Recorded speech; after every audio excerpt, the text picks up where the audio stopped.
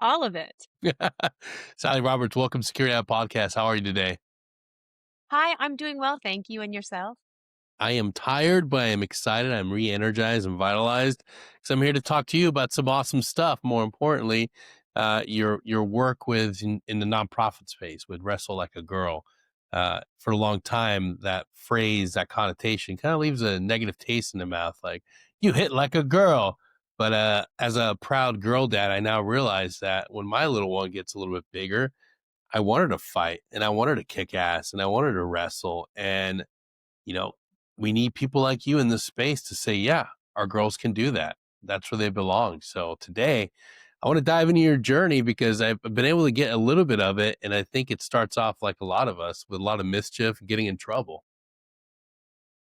Yeah, that's right. That's right. The military finds a handful of people, and it's usually the people that need to be found.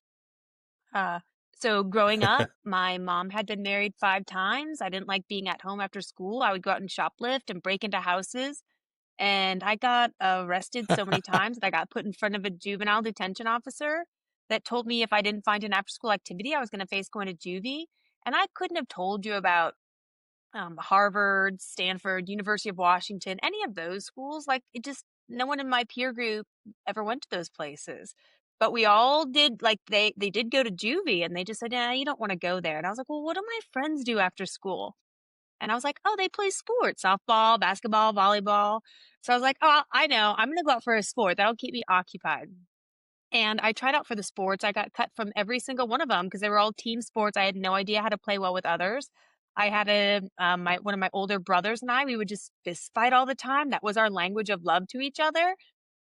And it was one of those scenarios where, man, my back was against a wall. I needed something to do. I had this really, um, I had something inside of me and I couldn't understand how to control it. And when I crossed the threshold into the wrestling room, I found a place of purpose and a sense of belonging. And it was really interesting. This was in 94. I'm 45. And this was when girls did not wrestle. And this was at a time where there was a lot of no one actually, and here's what's crazy, man. No one gave me any slack for being a girl that went and wrestled. Like there's some athletes when they walk into the wrestling room, you're like, oh my God, I'm so glad they're here. And that was what my coach like had this sense of like, yeah, this is an athlete we can do something with. And I got told like, hey, you can fight in this room, but you have to start fighting this direction. Otherwise you're gonna get Mm. kicked off the team. Like you can't just fight. And I was like, oh, thank you for telling me. Like I didn't understand. I didn't know. Like I thought it was MMA like way early on. And so it was one of those incredible sports that captured someone that needed a place, and it gave me a sense of stability and belonging, and it allowed me to just really start to have a conversation with myself about so much rage that I felt, and it felt so good to get it out. We do a good job of talking about that with boys, especially in football, contact sports. We need to put them in the gridiron to get all that pent up frustration. But we don't ever think about the same with our girls, especially if they come from a bad environment. They have issues at home. That's something that to me just seems that anybody can have a bad home. Anybody can be seeking support and a non-standard way in sports. Looking back at that time, the, did you find coaches and peers that were willing to accept you and help you find that positive outlet? I believe at that point in my life, I was such a flame of whatever emotion that I was feeling that I didn't care if people liked it or if they didn't like it. It was the one place that I had to go that allowed me to just release whatever it was I was feeling in a way that was socially and culturally acceptable in that place. And because it was wrestling and I was wrestling against other boys, like they weren't taking it easy on me and I wouldn't have wanted them to. Like every day it was like Shark Attack, except for I was the one getting attacked every day. I recently got informed from the state of Washington, that's where I grew up, the Washington State Wrestling Hall of Fame. I'm getting inducted into the Hall of Fame. And they said, hey, you were wrestling before we were really Wow. keeping track of girls' records versus boys' records. So do you know what your win-loss record is? I was like, yeah, I won one match. one match. I got my ass kicked for 9 years, but I didn't care because I wasn't going to juvie. I won one match. And I remember when I was in high school, people would say, like, what's your win-loss record? And I'd be like, oh, I don't want to talk about it. It's because I wasn't winning. I was losing every day and I still loved it. There's something to be said about that. How many kids? I know I went to school with a lot of kids that, the first couple games in football, if they didn't make it onto the field, they just quit. Mark Mora, you're one of them. Just walk away completely. If you don't get on the field the first couple of plays, you're like, I'm done. No more. Don't want to do it.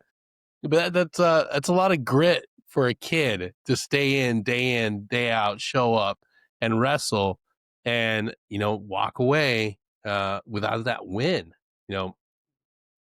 As you went forward in life, what kept you in the sport? Because, for a lot of kids, that positive reinforcement of at least getting a win, getting a couple notches on your belt, what kept you engaged and not saying, screw it, I'll go to juvie hall? For me, it was community. I felt like I had a sense of belonging and I had a place where I could show up that welcomed me. And I do like to make a joke. People were like, "Oh, when I get angry, I have a very particular spice that comes out." And someone was like, "What is that spice?" And I was like, "I'm pretty sure it's 13-year-old wrestling boy." Like that is what I identified with growing up. I didn't have interactions with a lot of females, with women. And so I would watch women get angry and I'm like, "Wow, that's so muted. Like that's understated. Like where's the expression?" And they're like, "Yes, Yeah. psycho, that's what you do, not everyone else." And so for me, it was about that community and it was about belonging. And I started swimming when I was in high school. And that was because I was homeless. I was sleeping in my car and I needed a place to shower before I could go into school so I wouldn't get made fun of. And so when it came time for me to start to get towards graduation, I had two college scholarship opportunities. One was to No go way. swim at a college and it was going to be a slight monetary amount. And then the other one was to go and wrestle at the University of Minnesota Morris and they didn't give me a scholarship, but they offered me housing and I was like, "Oh my gosh, I like can have a place to sleep."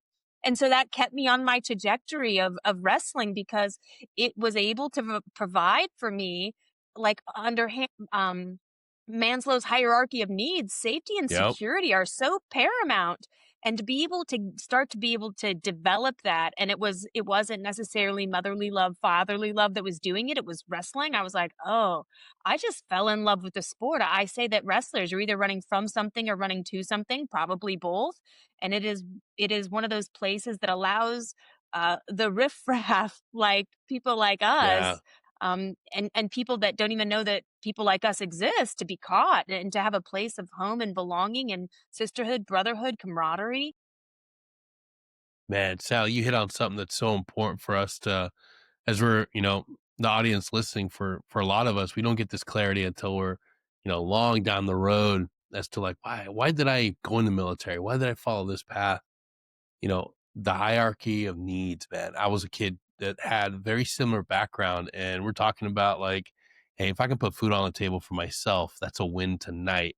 Like, how do I duplicate that tomorrow and the next day and the next week? Like, when it's not a system, or it's not a conventional system, it wasn't a somebody, it wasn't a family that took you in. It was wrestling that gave you that opportunity.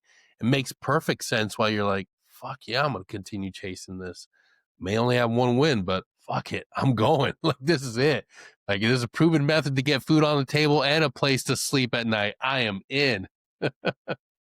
Yeah. What was it like And getting to from college? wrestling,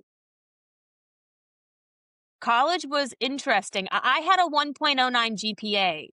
I didn't pass any classes. All I did was go to wrestling and I would show up to classes just enough so that I would stay eligible to be on the wrestling team. And at a certain point, it became clear to everyone around me that all I wanted to do was be a fanatic about this very particular sport. And so in 2000, in 2003, women's wrestling got announced it was going to be in the Olympics. And I was like, "Oh my gosh, this is perfect." So the United States Olympic Committee opened up its resident training program to girls for the first time ever. So I went up to, at that time, the national team coach, Terry Steiner, and I said, "Hey, I would love to come out to the Olympic Training Center and wrestle." Um, at that time, I wasn't very, I was maybe like fifth in the nation. I wouldn't have considered myself very good. But I said, if you give me a shot, I promise you I'll make you proud. And even more so, I'll make me proud. He was like, okay. And nothing happened with that conversation. And then 6 weeks later, I get a phone call that says, hey, you've got 6 months to prove yourself. You need to, if you're going to come down here, I want you to dedicate yourself to wrestling and you're going to show me that I made the right choice. And I was like, you Oh got it. shit. I come down to the Olympic Training Center. I get to wrestle 24 hours a day, 7 days a week. We steal cards, like we steal the keys so we can break in after hours and wrestle. And we're just like, we're just so enmeshed in this lifestyle and it's so comforting. And in 6 months, I win my first national championship and I win my first world bronze medal. Like, what I needed was safety, security, a sense of Damn. belonging, and someone to say, you can be as great as you want to be. No one's going to stop you. The only one that's going to stop you is yourself or your body because you're not understanding how to rest, heal, and recover. So you need to start doing both. And I had to start to switch my brain over from just being this completely neurotic, fanatic wrestler to actually becoming a student of the sport and understanding a little bit more of the mindset and the mental skill sets training if I wanted to have longevity in the work that I was doing. Yeah, it's important to. I want to hit on this a little bit. I talk to a lot of people that they're well-meaning. They come from a very, you know, I don't not privileged, but they had a very good upbringing. They had good parents, and didn't have a lot of adversity, and they've never had that situation where they get knocked in the, in the mouth. They get hit, they get knocked down. Resilience and grit isn't built in the safety and comfort of the shore. You got to go out there and do things, and that's a beautiful thing about your story. There's a way you can do it in a safe way, in a proper way, in a minute, and that's sports. That's being able to do something in a team like wrestling. And you said it, that gave you the environment to feel safe, to finally feel like you had worth and value and be amongst peers that valued you as well. And I think there's a different, there are two narratives out in the world right now, uh, that girls don't belong. And the reality is, if you show up, if you really want to do this and you approach it like an athlete, you belong in this space. I think we need to Yeah. amplify that. Girls in combat sports at a young age, we have this idea, oh, they can't do that. They're too fragile, they're too soft. I'm like, no, that's the opposite. That's not what we should be saying. We should be saying, yes, absolutely. If others can do it, why not you? And it's so great to see your perspective and hear your story from somebody that was headed down the wrong path, and the opportunity came in the form of wrestling. That's beautiful. Yes. That's something that more people need to hear. It's not the gentle, soft hug and comfort of somebody, I'm going to be your benefactor. I'm going to take care of you. It's like, no, get in that sweaty room with 30 other dudes and learn the basics, learn the principles, and hammer it out day in and day out. You're going to have brotherhood. You're going to have sisterhood. You're going to have somebody that believes in you. But most importantly, you got to work. You got to work. And that's something we need to talk about, Yes. man. And the beautiful thing about wrestling in particular, but all sports, is that in order for you to be successful, it demands that you have to suffer. And you have to be able to Yeah. sit through that suffering and find the joy in it. And if you can sit and suffer long enough and gain clarity of mind, you might have a chance of coming out the other side and winning. And even then, that's only a small percentage of a chance. It teaches you how to sit with suffering, how to find the joy in suffering, and how to bet on yourself time and time again. Yeah. Suffering well. That's something that a lot of us in the special operations understand going through the Q course. They always want to know the quick route to avoid an injury or avoid pain. And it's like, dude, it's gonna be fucking miserable. Do you have that dog in you to say, fuck it, IT band hurts, but it'll ease off in a little bit. It's just pain. It feels Yes. like your leg is being torn apart, but nah, dog, that's just pain. And you put in a couple miles in that ruck, it'll go away, or you just won't pay attention to it anymore. And people just want Yeah. to do the safe, do the avoid the pain route. But it's like, you want to be successful in life, you can't avoid the pain. You cannot avoid the misery and the suffering. It's part of it. It comes with it. You can't have the success of being an Olympian, of being a professional athlete without suffering, man. Yeah, I agree with that. Now, going through in that arena, in that moment of your career, like, you finally have made it to a point where, like, the big stakes, there are big chances to win. Like, were you able to deal with the pressure? Were you able to positively mitigate it? Or did you find yourself having to, you know, find alternate methods of dealing with the stress of the punishing pain and the situations that a lot of us fall victim to? This episode is brought to you by Pure Liberty Labs, quality supplements designed to elevate your health and performance. Check out their full line of quality supplements, whether you're looking for whey protein, pre-workout, creatine, or a super greens drink. Pure Liberty Labs has you covered. Use my code SecurityHalt10 at checkout today. Full spectrum. I have lived the complete human experience within my wrestling career. And I did. There would be times, and I couldn't tell you when it was going to happen, but I would start to get emotional dysregulation, which was it's more Mm, intense than anxiety. It's something that would just start rolling through your body, and it would roll over the base of my skull, and it would just feel like an electrical firestorm. And I'm like, I don't know what is happening. I don't know where this is coming from. And I ended up deciding to get my master's in sport and performance psychology so that I can understand the brain and why does it do this and how do you control that? And if we want to truly become strong, like how do we strengthen our internal constitution so that yeah. our mind and body start to flow as one? I read that book 4 times, Flow, like how to get into this body mastery. I never got it. It Yes. never clicked for me. And I Really? would read it and I'm going to be like, flow, flow, flow. It never worked. Like there was always some sort of roadblock that I was running into and I couldn't quite figure it out. And I dedicated myself to trying my best to understand it. Like, and I did it with passion. I did it with joy. I'm like, what's wrong with me today? I couldn't figure it out. I was like, I just felt at times that I was stumbling through the dark. And in 2008, that was when the Olympics were going to be in Beijing, China. I really was like, I'm going to resolve this. Like whatever it is, I'm resolving it. And I took no, like I went to task on really creating a master plan of what it was going to take to become an Olympic champion. And I built it out from weight cutting to sports performance psychology to breathwork, yoga, meditation, plus as much wrestling as possible and building in recovery. And when I would leave, when practices would be finished, I would say, oh my gosh, I'm so glad we didn't have one more sprint because I would have died. And then I would find myself in a negative mindset. So I would line up on the line and I would make myself run one more sprint just to reaffirm that I wasn't in fact going to die.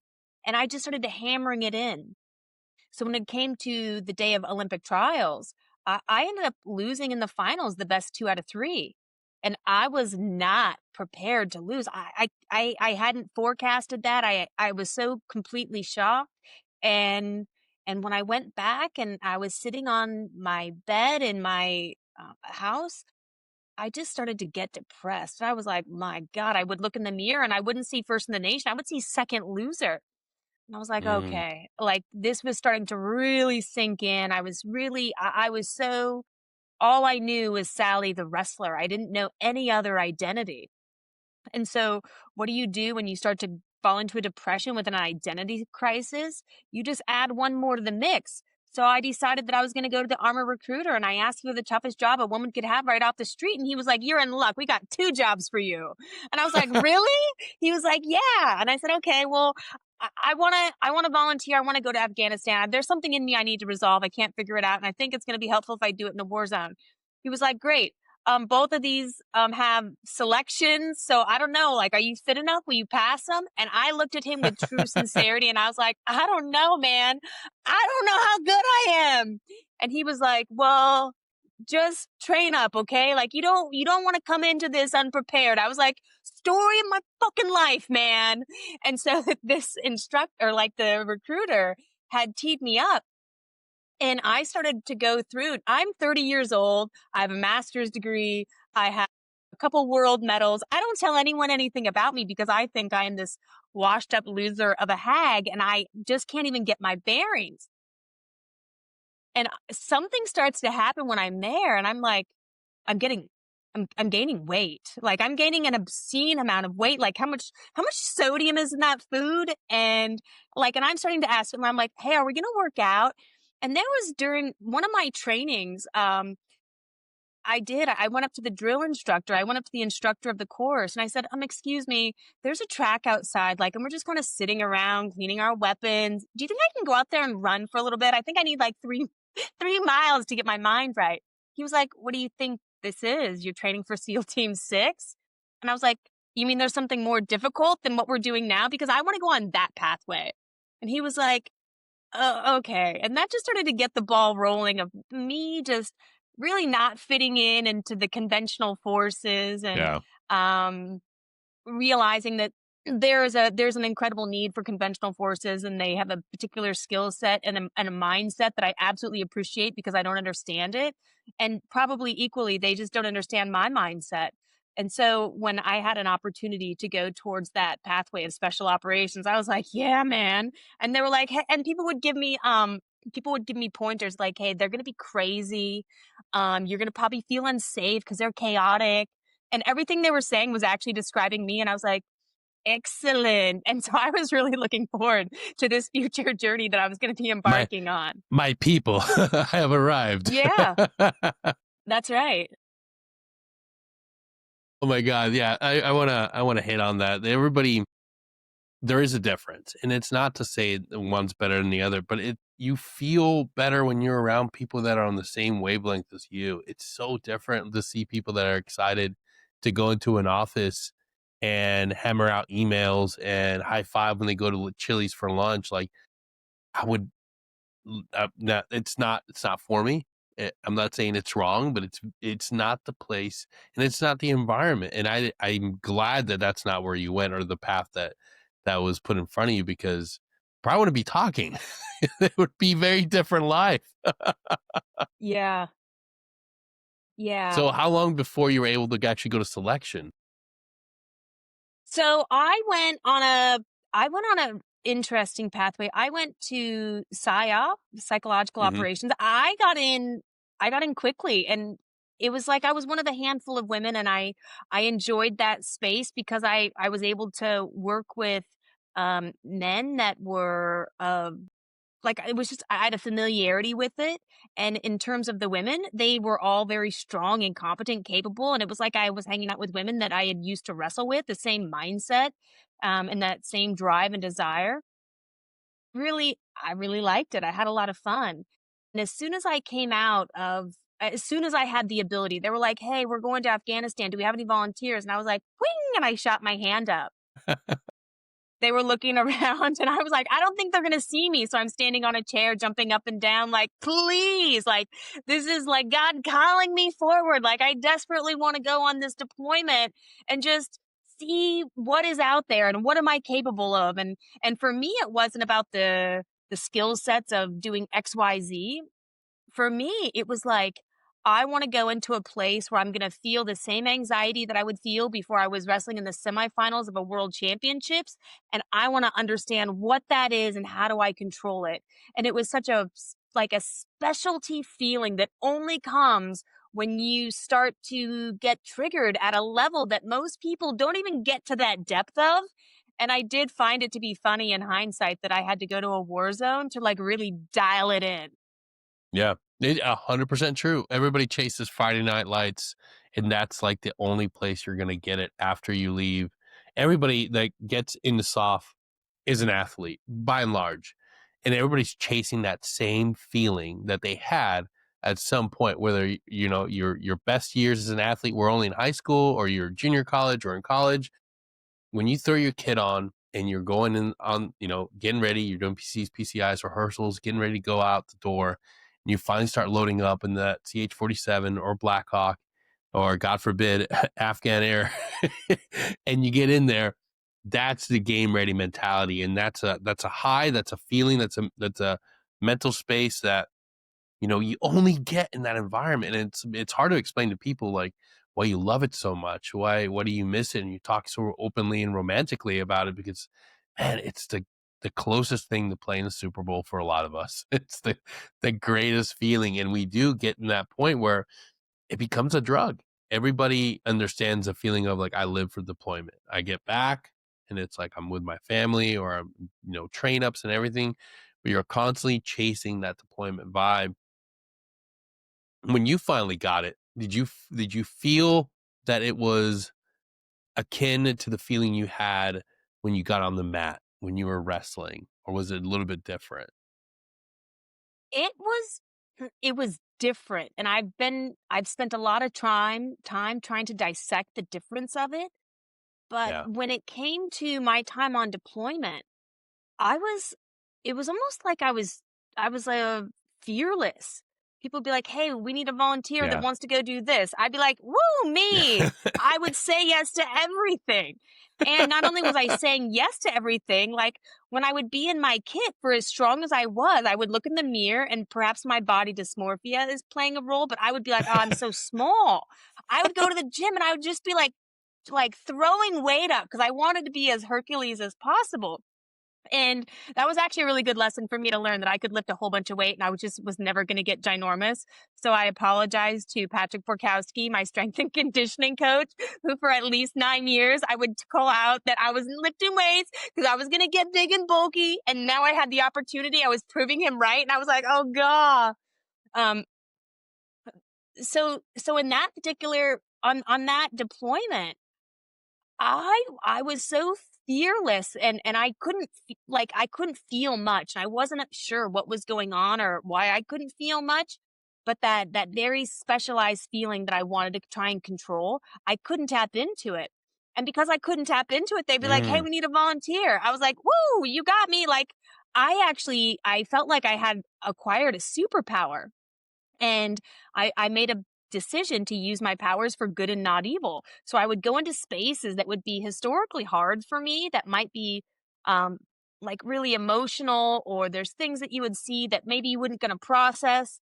Couldn't feel any of it. So I would go in and I would go on those missions and I'd be like, let's roll.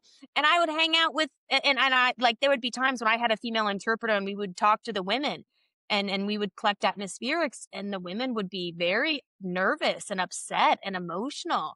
And I would try so hard to get on their level and I simply couldn't do it. I but I still had care and concern. So it was like it felt like a superpower in that I didn't really, feel empathy as deeply as perhaps others would have, if at all, but I still wanted to, out of being a genuine good person, have care and concern with them so that I could treat them with the loving kindness of what America should be known for across the globe.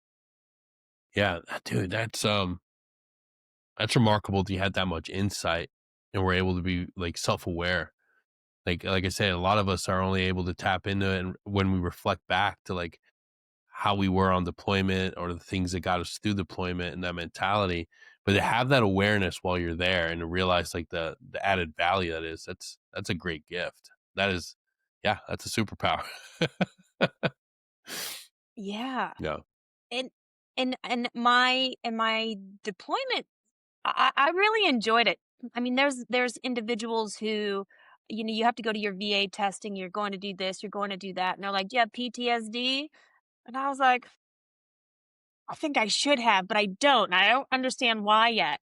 And so it's like there was still something there that I wasn't processing because I was like, "No, I'm good." They're like, "What do you mean you're good? Like, we've done all these things." And I'm like, "I don't know, I just kinda want a popsicle, maybe a hamburger, and I'm gonna go to sleep." Like, I just wasn't feeling any of it. And Yeah. and while I was on deployment, actually, I crossed paths with a really fabulous general officer, General Funk, and he was we had a great conversation about what my past life was and wrestling, and he signed my papers for me to go back and wrestle for the Army's World Class Athlete program. And I was like, Wow. and sorry, and I wasn't even sure if I wanted to wrestle again, but I wanted to figure out that feeling that I couldn't feel, and I went to a war zone and I didn't feel it, so I thought, "Well, I'm gonna come back and wrestle for the Army's World Class Athlete Program." So I made that decision that I was gonna do that, and the paperwork got submitted. And when I was out on patrol, uh, I was with a group, and I had my female interpreter. And one of the guys was like, "Hey, we look at that over to the left." And I look over, and there was just like a gaggle of girls, like girls that you and I would see walking around in the United States, Yeah. like t-shirts, shorts, like their hair was short and all like crazy and covered in dust. And one of them had a stick, and they were clearly out there playing a game. And I was like, "Why is that so weird?" And one of the guys said, "Well, we normally get like boys following us around that want soccer balls and candy." And I was like, "Oh," and I just like the idea came to me that this could have been the first time they ever saw a woman in a leadership position, or even in uniform, like depending on what their touch point is with coalition forces. So I look over and I smile at the girls, and they came running over, and they would took their thumb to my thumb like this, and I'd be giving them all these little high fives. And I just thought, wow, that really like I could feel that, and that felt good Yeah. to me. And up until that point, I thought I wanted to go CIA and like or work an agency and do some like crazy thing that I probably would have been amazing at. But I was like, wait a minute, there's something that feels good here. And I kind of wanted to start chasing that. Like I want to recreate that feeling again. So when I came back, um, I I started wrestling and I was sitting in the sauna, and that was like where all the good wrestling ideas come from is when we're in the sauna and we're thinking about what? War, violence, world domination. I was like, I think I'm going to start a nonprofit organization. And it goes quiet because they're like, you mean like you're not going to make money? And I was like, no, I want to do it for the good of the people. And they were like, what is wrong with you? Like at this point, people are like, hey, man, you might want to go into like mental health services because you're now talking crazy. Like, 'cause now, Sally, you are talking crazy. Like, none of that before was crazy, but this is now. And it started to just evolve. I was at a wrestling tournament, and this girl was wrestling against a boy, and after she beat him, she walked off the mat, and the boy said something to her, and like a situation ensued. The mom brought her over to me, and I was like, "Hey, why are you crying?" And she said, "Well, I'm crying because I just beat that boy, and he said it didn't matter because I wrestled like a girl." I was like, "Wait a minute. Wait a minute. I am a two-time world bronze medalist, and I'm a girl, and you just beat this boy, and you're a girl, so it seems to me that if he wants to win, he should wrestle like a girl too." And and that actually became the name of the organization that we embraced, and it was very much like what we touched on earlier, which is there was this framing and phrasing on what girls and women should or should not be. And I wanted to take it, and it was a negative connotation. I wanted to turn it on its head and really use it as a drive for empowerment. Yeah. Yeah, absolutely. That's I think a lot of people listening, especially every girl dad out there that has their daughter in jiu-jitsu or in wrestling, they definitely need that. They need a champion out there. It's a sport that, should be accessible and should be open to anybody that wants to get in there. And you should be able to thrive, and you should be able to go in there. And if you win, you win. If you lose, you lose. You get better. We need to remove that stigma of like, oh, like it's all the way back to the Sandlot. You play ball like a girl. It's so deeply Yes. rooted, and it's funny. Yeah, it's that was a time period. But nowadays, if a girl wants to get out there and wrestle and they want to be in jujitsu, then fucking amen, brother. Let them have a space. Let them be in there. These are great sports, and it shouldn't be gatekeeped. There shouldn't be no gatekeeping or blocking by anybody. And it's important to have nonprofits like yours out there because, more importantly, when girls see you, they can see a version of themselves in the future. And that's what we need. That's the true, like, man, there are a lot of influencers out there I don't want my kid to ever lay eyes on, ever. But if Sure. they can see Sure. somebody like Sally that's been out there, that's come from a very hard place, that has this background of having come from adversity, developing that resilience and grit, yeah, I'd like to see that poster. I'd like to see that on my kid's wall. Like, that's what I want. And we need to promote that, man. Like, when you went into this head first, like, I have to imagine it wasn't easy and it can be very daunting. Or did you just jump into it the way Sally jumped into everything else, full of enthusiasm and ready to go? Totally. I did exactly that. I jumped into it. Well, I'll actually back up. So when I first had the concept and I was like, okay, wrestle like a girl, this needs to happen. I'm sitting in the sauna complaining about these things that are not happening on the landscape. But did I not just come back from a deployment? Am I not a leader? Do I not have agency and sovereignty? Why am I expecting someone else to fix a problem that I'm very capable of fixing myself and stepping up to the plate? And so I really talked myself good into founding the organization. And then I had to sit with, oh my gosh, my background and my past is so gritty and it's so unpleasant that it could be weaponized and used against me. And so I did the first thing, which was call all my teammates, tell them I built this organization for them and they should be a CEO. And they all said, there's no way we're doing that. We have no desire. And so I had to sit with myself and I was listening to Eminem and I watched 8 Mile. And there was this one brilliant scene where he's on stage and starts rapping about himself and every terrible thing he'd ever done. So his opponent couldn't rap about him and he owned it. And I was like, oh my gosh, I'm going to have to own my past. And that was the beginning of this really rocky healing journey and also a really beautiful entrepreneurial journey because I wanted to be a person that I could look at and say, you are a leader. And I would have never in my life called me a leader. It was Cale Sanderson, head coach from the Penn State Wrestling, that was like, you're a great leader. And I was like, whoa, bucko, my name is Sally. I'm not a leader. He was like, oh, you are actually like, you're leading a movement. And I was like, I see what you're saying. I just hadn't identified with that yet. So let me sit with this. And I had to start like really being like, oh man, if I'm a leader, I got to do some things differently. And I sat down and I thought, what are all the attributes of great leaders? And I would start writing them down and I would start looking up great leaders. And I had a very stunning realization that half the ones I liked had been assassinated.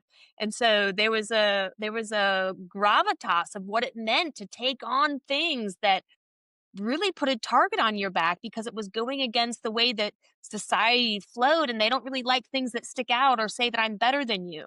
And so I was looking at how do I develop myself into being a leader and in really embodying the values of leadership where I can live it as a daily testimony. And I was struggling. I was failing. I wasn't doing Yeah. a very everyone hated me because I was way too aggressive. And I think hate is strong, but some people it's probably accurately placed. Um, so I got a business coach, and this really wonderful human who I've known for 17 years put his hands on my shoulders and said, may I mentor you in business? And I was like, sure. I said yes. And I'm still shocked to this day that I said yes, but that was a beautiful thing. And the first question he asked me was, Sally, what are all these dead bodies doing around you? And I thought, aha, I'm so glad you asked. They were wrong. They were wrong. They disagreed with me in public. And I just started telling him like why I was cutting the heads off of all of these people within my community that I didn't work well with. And he looked at me with true sincerity and said, Sally, you're doing this all wrong, you know. I said, what do you mean I'm doing it wrong? He said, your job is to be getting alignment. And if you are killing people or sniping them from the towers, you're actually not getting alignment. You're not adding to the population. You're not building the community. And I thought, my gosh, alignment. The only time anyone's ever talked to me about alignment is either with my back or my car. And it was always in competitive terms. And so I had to start really thinking about business and leadership and some of those things differently. But that got me started down a leadership path that was probably would have been beautiful if it happened 20 years earlier, but God had a plan and it's still unfolding. This episode is also brought to you by Precision Wellness Group. Getting your hormones optimized shouldn't be a difficult task, and Dr. Taylor Bosley has changed the game. Head on over to precisionwellnessgroup.com, enroll, and become a patient today. Yeah, it's I can tell you that the hardest thing anyone's gonna ever go through is that period of reflection on being a leader and having somebody that's willing to step in and help you understand the pitfalls and what you're doing wrong. That is somebody you should have around for the rest of your life. That is a great friend. That is a great mentor because a lot of us don't get that. And maybe we stumble upon somebody that can give us a little bit of insight. But man, a lot of us mess that up and we don't self-correct. And then we continue down that path. Uh, it's difficult. It is absolutely difficult, but it's something that happens a lot. Yes, it does. And as my business continued to rise, I was rising with it, but something started to feel off and I couldn't really put my finger on it. From the outside looking in, it looked like I was living this perfect life. Um, but something wasn't right. And I was married at the time, and I was talking to my then husband, and we were having a conversation, and we were sitting on a couch looking at each other, and we said, "Do you think this is love?" We were both like, "Ooh, I don't know." I'm like, "This could be love, right? Like, is this what love feels like?" And we're like, "I don't know." Like, neither of us had really known what love is, so we didn't know if this was or if it wasn't. And and so then I said, "Okay, listen, I want to go out and see if I can find love." And he was like, "Good luck." He's like, "I'll be here when you get back." And I was like, "Okay." So we're clearly really good friends. And so we get divorced and I'm like, I'm going to see if I can go find love. Like, what is that? Like, what does that feel like? What could that be like? And and I started dating this guy, and I fell in love with him, and I was like, "Oh, man, this is kinda cool." Like, I don't know what happened, I don't know why that happened, and then as soon as I felt love, I felt the complete opposite, which was fear of abandonment. I felt paralyzing fear. I felt, no sense of safety or security, and there was a tectonic shift that happened in my life, and I don't know why that happened, and that was when someone said, "Hey, you might want to explore psychedelic therapy." And I was like, I'll give it a shot. Like, I don't know what's going on, but I'm like, something's not right. I go into my first psychedelic experience, and in many ways I wasn't raised with motherly love, fatherly love, faith, or religion. Yeah. So it wasn't only my first psychedelic experience, it was probably my first spiritual experience. And I'm in that medicine, and there is a nuclear bomb that went off in me. And for me, it was psilocybin and 5-MeO-DMT. I came out of that Yeah. like spinning. I couldn't figure anything out. And and I started waking up in the middle of the night with PTSD, and I had night sweats, and I'm like, I don't know what's happened, but I've got emotions ripping through my body. I can't place them. I can't name them. And I got connected to a therapist, and I am showing up like I am really wanting to understand what's happening. And so I Yeah. show up to my first therapy meeting. She's like, "Well, what's going on?" I'm like, "I'm so glad you asked. I think I'm psychotic. I'm schizophrenic. I'm bipolar. I also have multiple personality disorder." I said, "I actually spent adequate time on WebMD, and I think I have every single thing." And she's like, "Okay, well, before we go down the pathway of self-diagnosis, let's start talking about our emotions." I was like, "Whoa, whoa, whoa, whoa, whoa. Like, come on. Like, that's not what I talk about." She's like, "That one actually might be the first thing we talk about before we go down the pathway of anything else." Here's your feelings wheel. Yeah, I got a feelings wheel. I got a feelings wheel. Same. So I am sitting in with my therapist, and she's like, "Hey, have you thought about doing this medicine called ibogaine?" I was like, "Ibogaine? I've never even heard of it." She was like, "I think it might help you because I am like there is so much emotion that is coming out that at a certain point it was so overwhelming, and it was too much. I needed help, and I I didn't even know where to go to get help. I had exhausted conventional therapy. Like, I was doing all of that. I went to the VA to try and do medication. Like, I got to stop crying. I have to be able to function. Um, I thought I went to the doctor. I was like, "I clearly have brain tumors because I can't stop crying." And he's like, "No, actually, you need glasses." And so it was good. I'm like fixing things, but I'm struggling with figuring out like what's going on. So I go into so I agree to go do ibogaine. I'm like, "Sure." Like, it couldn't be any worse than where I just came from for the last 9 months as I'm trying to really get all my emotions, like, sorted. Yeah. And I'll tell you, I get down to the Ambio clinic. I'm 110 pounds. I am pale. I've got these, like, supermodel cheekbones that I've never had, and I'm, like, so skinny. and Trevor Miller, one of the owners of Ambio, one of the Yeah. business partners. I Great see dude. him. I have no idea who he is, and I see him, and I collapse into his arms. I'm like, I'm so exhausted. I don't know what's going on, but I need help. And he was like, oh, you've come to the right place. Like, he was so cool about it. He was so cool that I was like this sickly, skinny woman that couldn't hardly stand. I had, my language had regressed. Like, I was talking like an eighth grade boy in junior high on a wrestling team. And I was just so messy and chaotic. So I go and we do all of our pre-ambio stuff. And then it's time to go sit in the medicine. And I'm like, I'll tell you what, man, I'm so exhausted. I cannot wait for the medicine to kick in. I'm like, and I saw some of my peer group that had gone.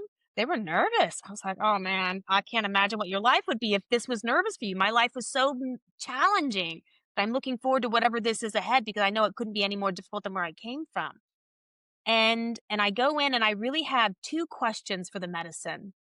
Who am I and where am I? Like, those two things are so profoundly confusing to me.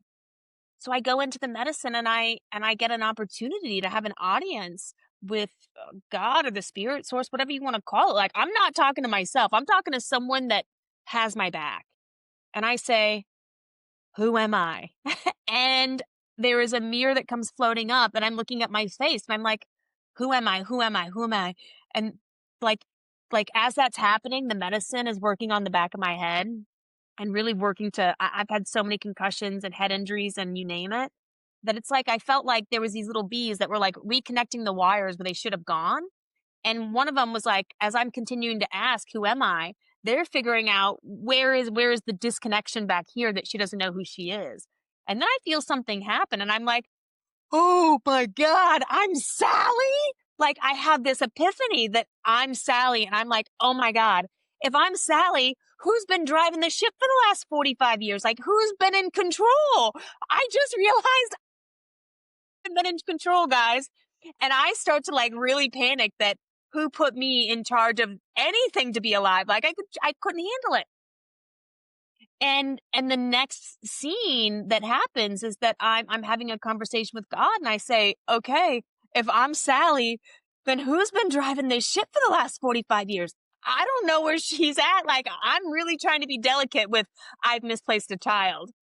And instantaneously, I get transported to this black door and this wave of remembrance happens. And I was like, oh my gosh.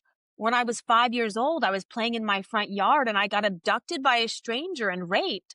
And the aftermath of that was that they didn't find the pedophile that had abducted me. My brother and I had to go into a witness protection program until my mother was able to make different arrangements and we had to move and relocate. And I had completely forgot any of that happened. So when I am in Ambio, I'm in the Ibogaine, it is soul retrieval. I didn't know that I was supposed to go back in and pull the spirit of that 5-year-old little girl out of the broiler room where she had been hidden for at that time, 39 years. And I remembered, like, as I'm in that medicine and I'm having this beautiful recollection and I'm having this remembrance and I get woven in with this inner child that I first feel sad that I forgot that that incident even happened. I didn't know I was supposed to go back for her. I thought someone else was supposed to help me and none of that was happening. And then I got to do it all by myself and I felt so powerful and so profoundly proud. And so when I had an audience with God, he said, well, what else do you want to go do? Like, you can explore the history of the universe. Do aliens exist? Whatever. I don't know. I said, man, for 39 years, this little girl has never been picked. And I want 12 hours to hang out with her. And I, for the next 12 hours, hung out with this incredible rapture of love, in this incredible rapture of love with my inner 5-year-old little kid that I didn't know was lost. I didn't know was missing. She likes Cheetos and we talk a lot. And I got an opportunity to reconnect. And now that, like, now that I'm on the outside of Ibogaine, I was like, okay, how do I keep this going? And there Yeah. was some fundamental things that I had to understand. And one of them for me was I went to Save a Warrior. And it is a program that allows you to have a conversation with yourself without fear of judgment, embarrassment, or for me, most importantly, abandonment. Like I was terrified of being abandoned. I wouldn't tell people who, like, well, I didn't really understand my emotions, but if they would have asked me, I wouldn't have told them how I felt because I was so afraid of letting people in. And it Yeah. all came back to this very challenging root cause that I do have like interestingly, that incident of my rape and abduction, it created the exact woman who's sitting here now that is now a leader of a movement that knows who she is, that's figured all these things out. And it has been nothing but hurdles. And I sit back and think, man, I'm so proud of myself because I had to overcome so much, and so many people in this world have to overcome so much. Like we are successful despite people's help, not because of it. Yep. And at a certain point, I was able to recognize that I was an adult child of an alcoholic and dysfunctional family with narcissistic tendencies. And the narcissistic tendencies were part of this wall that I built around this little 5-year-old ego so that I could get what I needed to survive. And the beauty of where I'm at now is that I get to raise this little 5-year-old girl with all the unconditional love and support and hope that she needs in order to be able to like really continue to integrate. And that for me has been the power of psychedelic medicine. It's that I have become sovereign. I have full agency. I can speak for myself. I don't need anyone to speak for me. They probably should never speak for me also because you never know what's going to come out. But um really I feel like now I feel like I'm walking the walk, talking the talk, when before I felt like I was a shell of a person who was walking the walk, talking the talk, but I couldn't feel it. And to have that all woven together now, I feel like this is where the magic gets made in life. So I do think I'm lucky. I think how many people front load all of their trauma into the first 45 years of their life. So the next 45 years are like, hey, home free, baby. I am going to just enjoy this and have fun and love it because I've already endured. I don't need to endure anymore. I've made it. Yeah. I understand and I feel that sentiment. It's one thing to advocate for it. It's one thing to talk about access and promote resources. But when you finally take that step forward and you experience it, it is nothing less than life changing. It is absolutely groundbreaking and it's the most sacred medicine. I tell people go educate yourself, read books. That's the avenue approach I took. I read, I had to understand it myself because I grew up during the dare generation. I grew up thinking that these things were powerful drugs that were going to hurt you. Yeah. And it was the most beautiful and gentle experience of my life that I needed before I became a father. And I'm so glad that that's the way it unraveled for me because it gave me the confidence and understanding. And I share with it all the time when I talk about this. You had my intentions. I went in there and it's like, cool, that's awesome. Let me take that. All right.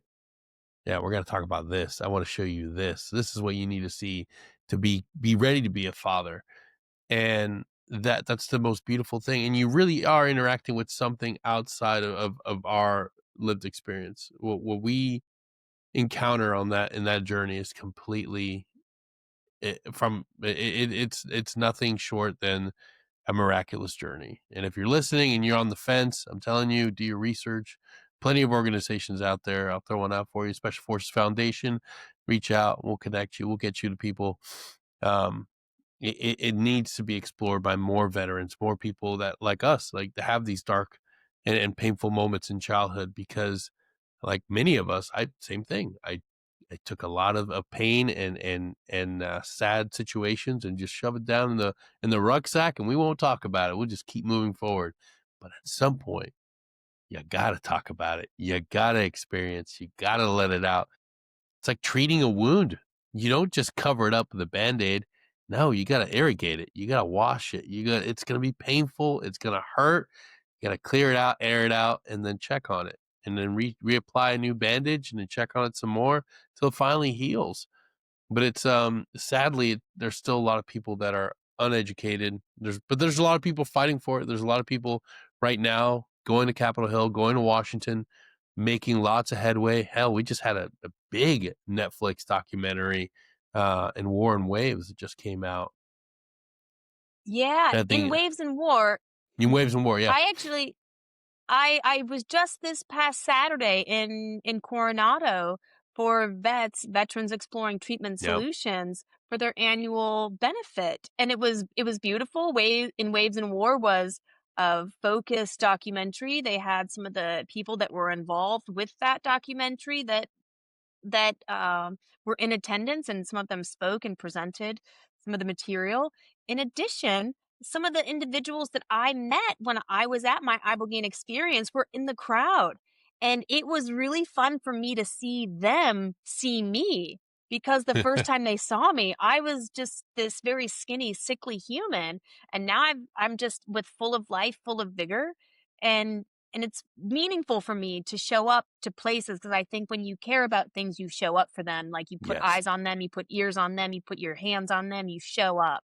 And that is what the Ibogaine community has been for me. Like, the people that have had these pivotal, powerful experiences and get to come out the other side, those are the people I wanna be with. I love being in spaces where warriors are healing, and they're thinking and evolving and growing and going in there and looking at their wounds and opening them up and really working to clean them out on their own terms. I think that's a very powerful and very strong position to take, and I think there's many different types of courage, there's many different types of strength, but to be able to really reach your hand into a wound and start to pull out whatever that Yes. infection is, I mean, that is some absolute cowboy stuff, because I don't see it happening unless you have a desire to get to the other side, because the only way is through it. Yep. And I'm quite proud to share with you that I'm an ambassador for Americans for Ibogaine, where I get to talk about Wow. this medicine to really anyone that listens, and I get to share how important that medicine has been, and how I'm grateful for the first 45 years of my life, and the next 45 years are going to be beautiful, because I've been given the divine power of plant medicine that helped me reconcile some pretty hard things, and also some easy things that I probably should have not needed help with, but because I was so unable to manage, I needed help with all of it, the big things and the little things. Yeah. Well, Sally, lucky for you, I produce several other shows, and I'd love to get you on two of them. So I'll have to share with you the information because you cover a lot of different things that just apply to so many different areas and so many different audiences.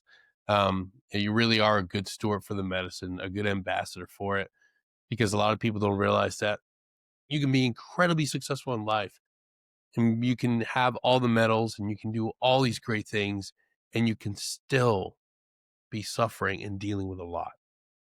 I always tell people the ones you have to look out for the most are the guys that are championing everybody else. The guys that are out there taking care of everybody, making sure everybody else's cups are filled and volunteering here and volunteering over there. That's the individual you got to watch out for. The hyper focused, the ones that are juggling 15 different things. It's not always about looking out for the one that's quietly out in the corner. You got to look out for everybody. Most importantly, if you have a friend that's just always taking care of everybody, check on them, ask them Yes. if they need help, and be willing to share information about psychedelics. Be willing to bring that out. That's one thing that I recommend to every veteran of GWAT. Look, regardless of your deployment record, regardless of the job you took on, for a vast majority of us, from my experience, from this show alone, from what I've been able to see, the people that answer the call, those that are willing to serve, are often dealing with a lot. And if you've identified with that, please be willing to check out this medicine. It's for you. It's you're truly connecting with something powerful. It brought me back.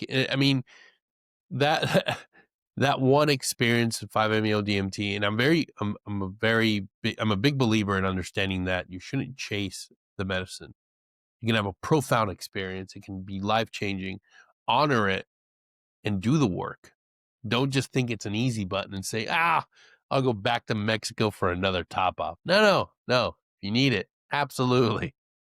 But the reality is you are given a gift, an experience that's really life changing. Keep working. It's Yeah. important to understand and it's not an easy button. It's not a wand. I think one of my the greatest uh, people that I've met that can champion the idea. It's you, Clinton. When you were on the show, you know, we had a friend come on, another seventh group guy, and he talked about it. He chased a lot of medicine, and then finally he got to a point where the medicine didn't show him anything else, and he's like, oh, I've been on easy mode.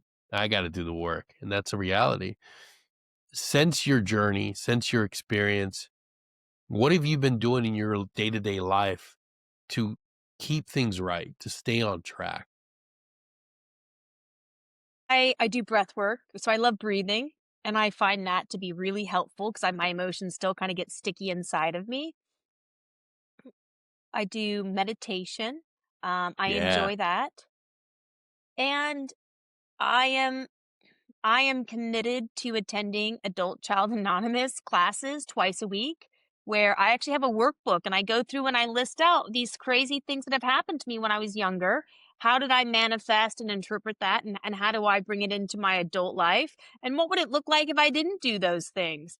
And for me, going from Ibogaine right into Save a Warrior, right into Adult Child Anonymous classes, nothing else was getting through because it couldn't get through this permeated wall that I had. It couldn't permeate the wall that I had built up. I needed that much help. It's because I'm strong. I do agree with you. That is fabulous. But at a certain point, I'm like, I want this and I can't even get through to my own self. Like I have done too good of a job building up these walls. So those are the main three things that I did and that I'm continuing to do. And and the other thing, and man, this is so tough for me, but being social, that is and like really looking at people and listening to them and truly being engaged with them, that's a skill set, and I can do about 2 hours a day, and so I'll be like, "Okay, I'm gonna try and engage today for 2 hours and 15 minutes." And I just try and creep that dial up so that I can spend more time with people that I do love and I care about, and I wanna hear what they're having to say. I get so exhausted from having to feel emotions and understanding how to navigate that, and I actually wanna be a good friend. So, previously, before I went to Ibogaine, I had friends on my speed dial and I would say, "Hey, so and so's pregnant. Do you think she's happy or sad?" Because I knew I had to make a phone call. Like, how do I handle that on and so I'd be like, "Hey, so and so's pregnant. Do you think she's happy or sad?" And they're like, "Oh, she's happy." I was like, "Ooh, she's happy?" They're like, "Yeah, she's happy." I was like, "Okay." Like on a scale of 1 to 10, how happy is she? And she's like, "She's a 6." "She's a 6 happy about being pregnant?" They're like, "Yeah." I was like, "Okay." So I pick up the phone. I'm like, "Hey, girl." Like, I just had to honor, like, the 6, like, the level 6 and the joy that she was, and I needed someone else to help me get there because I wasn't gonna see it on my own, and now I have this goal that I wanna be able to hold space for anybody. It is the women that have come from the neglected frames of society that have had to absolutely endure some challenging and horrific things, quite frankly, and there's no safe place for women to truly show their anger so that they can release it, have confession. And I want to get to a point where I'm strong enough that I'm able to sit there with people that are really fucking angry about whatever's happened to them in life. And I can sit there and bear witness because when you can bear witness on someone else's pain without passing fear of shame or judgment or abandonment, that is one of the most healing things that you can provide another human. And it's also the most challenging thing to get if you're a strong, competent, capable woman because we terrify people. And for good reason. We had to learn how to endure and survive in these challenging circumstances. And I'm not going to be upset at that 5-year-old Sally who managed to get me all the way to 39 years old, like, pretty intact, okay? But, I mean, there was some things we can fine-tune, but I'm not ever gonna shame her for that. I'm absolutely praising her, and I'm saying, "Thank you, and you can rest, heal, and recover now because I'm an adult, and I have it from here, and I get to Yep. make a cognizant choice on how I live every day." So, for instance, I went to, an event in MCon. I went to the MCon event in Nice. 2025, and that was in Las Vegas. And when I'm in Las Vegas, I was like, before my plane landed, I was like, what is my job? What am I going to do these next 3 days in Las Vegas? And I was like, I'm going to have a growth mindset. I'm gonna have a positive mental attitude. I don't care what else happens. If I can win those, if each of those days I can remain focused against all odds, then that's going to be a win. And I would do it like I'm walking down the street and I see like a car cut someone else off, and I'm like, ooh, I bet they're on the way to their hospital. I get it. It was so inflated and so toxically positive, but it's what my brain needed because I'm trying to get these new neural networks going. And I would find like and or I would see someone riding a bicycle and they kind of cut me a little bit too close and I wanted to say something and I'm like, "Ooh, don't say anything." Like, it's okay if you fall off your bike or it's okay if you lose your balance in this mental game process, but you have to get back on it. And so I just started coaching myself up to becoming joyful and positive. And I'm really proud to say that after 3 days, I was so exhausted, but I did it. I maintained my joyful outlook and disposition. And my friends were like, "Hey, it's Friday night. We're in Las Vegas. We got tickets to a show. Do you want to go?" And I was like, "No, I am so exhausted." Do you know how nice I was for 3 days? I was like oozing niceness. I was oozing kindness. And I'm so grateful I did that. And I can't mess up my win streak. So I'm just going to put myself to bed. And I have had to really gamify how I live life so that I could make joy just as much fun as like in the winning spectrum, where before I didn't care if I had joy. I just wanted to win or lose. I was going to win. And I've had to start to restructure how the game is getting played, where it's like I want to make sure that I'm living a life where I feel loved and I can love others. I'm including like things that are meaningful to me, deeply meaningful, into the way I do business. Perhaps I used to worship the gods of power, of money, of war, and now I'm bringing that all inward and I'm really driving sovereignty so that when I Mm, make decisions, they're logical, they're rational, they're in the best interests of myself and others versus it was always just about me. Like that's us as an athlete. What do I need to win? And so I've started to really reframe and reshape. And someone asked me, "Do you think of yourself as a feminist?" And I thought, I really think of myself as a matriarch. I want everyone sitting at my table to eat, be fed healthy, nutritious food. I want to see them. I want to hear them. I want them to know if they're at my table, I'm taking care of them. And I want to move to a different evolution of what it means to be a strong woman and how do we take care of others? How do we open doors for others? How do we make sure that our brothers and sisters are taken care of? And that is a higher level thinking for me in terms of how I'm structuring and organizing my life. yeah. That's powerful because, for a long time, it was all about how to survive, how to make it through another day. And now you're here. Yeah. Yes. Yeah. And y- I will say too, like I still tell the girls because I recognize that depending on where you're at or not everyone comes from the same starting point. And and there is this incredible need to help people understand how to survive, how to own their space, their voice, their body. I think wrestling absolutely is the tool for that. And you get these girls and boys through their first 40 years of whatever they've had to do to be able to endure or however long it takes. And then when they get the opportunity for true healing, they can resolve that and continue to lead from a position of strength where love is the driver. And that is like being on rocket boosters, but you have to run out of all the other jet fuel and get completely exhausted before you can get to that point where you're like, I had no idea life could be so dang good. And it can be. It just takes a little bit of work and some psychedelics. Yeah. Yeah. And I would say too, like I went and did a whole bunch of different therapy. The psychedelics was the game changer and it had to be the right combination. You know, Yeah. when you're wanting to win an Olympic medal, you don't just go to a nutritionist, you don't just go to physiotherapy. You go to 5 different specialists that all dial in something. And to me, that's a little bit how plant medicine, how I think about it. This one does this thing, this one does this thing, this one does this thing. And as it calls me and I'm willing to explore it, like I'm finding that there's something getting cleaned out because I've been carrying a lot for a lot of people, including myself, and it's going to take more than just one clean of the house to get everything good. And because I know that, um, I made it a joyful process, and I bring others along with me. And I think truly, you don't truly heal until you come back for others. I say that all the time. Once you get to about 70% in your journey, be willing to turn around, look into the void, reach in and help somebody else. It's like in the military, crawl, walk, and run. And when you really, really start learning whatever you're teaching, you only start learning and start mastering your craft when you start teaching. And that's what we need everybody to do. And when it comes to veteran support, community outreach, and peer-to-peer support, we need you guys in the fight. We need you to be willing to turn around, help your battle buddy out. I hate that term, but hey, it resonates with people. Look after each other, turn around and Yeah. help the next person get to where you're at. I know for me, it was when I got into mindfulness, I didn't just leave it as a hobby or a nicety. I became certified, started coaching and teaching people how to do it because all you need is a place to sit down and focusing on your breath. That's it. Yeah. You don't have to go to a VA Yeah. appointment. You don't have to spend money on anything. And for a lot of veterans, a lot of active duty service members, that's a great place to start.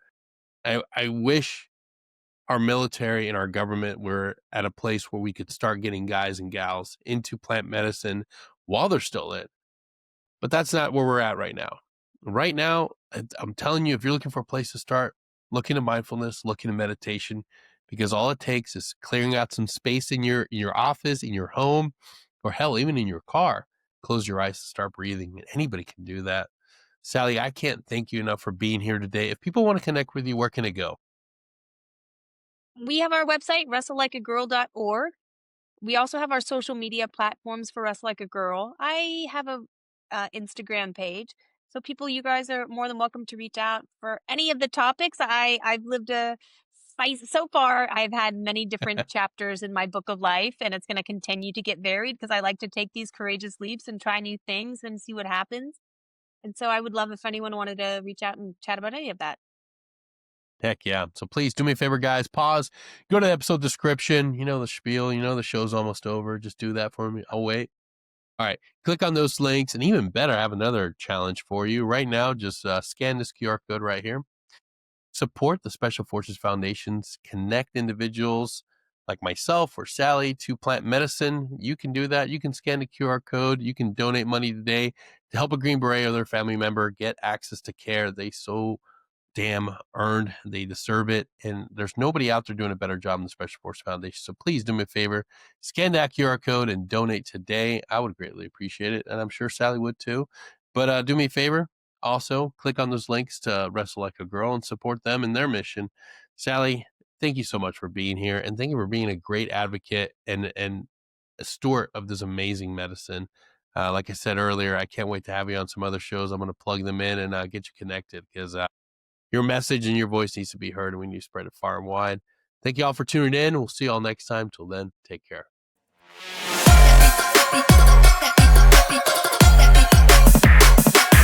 Yeah.